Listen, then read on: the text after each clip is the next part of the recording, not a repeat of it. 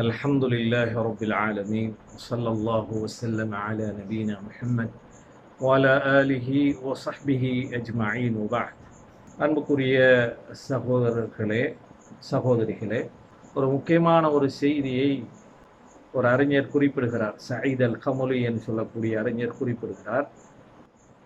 திருமிதியில் வரக்கூடிய ஒரு செய்தி, உபாதத் இப்னு ஸாமித் ரலியல்லாஹு தஆலா அன்ஹு அவர்கள் அறிவிக்கிறார்கள். அவ்வளு இல்மின் யுர்ஃபா, இந்த உலகத்திலிருந்து அறிவிலே மிக முதலாவது உயர்த்தப்படுகின்ற அறிவு அல் குஷு, உள்ளச்சம்.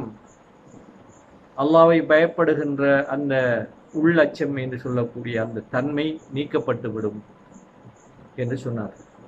எந்த அளவு என்றால், பள்ளி வாயில்களில் நீங்கள் நுழைந்தால் அங்கே நிறைய தொழுகையாளிகள் இருப்பார்கள். ஆனால் யாரும் அல்லாஹ்வை அஞ்சி கண்ணீர் வடித்து தொழக்கூடியவர்களை பார்க்க முடியாது என்று அந்த செய்திக்கு விளக்கம் குறிப்பிடுகிறார். சகோதரர்களே, இன்று நம்முடைய தொழுகை எடுத்து பாருங்கள்.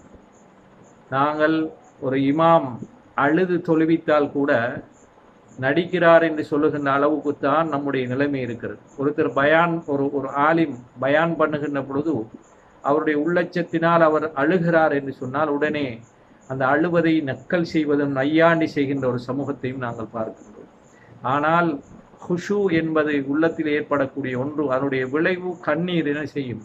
கண்ணீர் வடியும், கண்ணீர் வரும் என்பதுதான் உண்மை.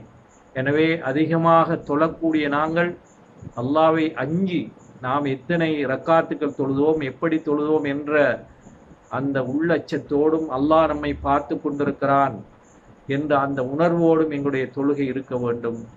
அந்த தொழுகையில்தான் அல்லாஹ்வுடைய உதவி நமக்கு வரும்.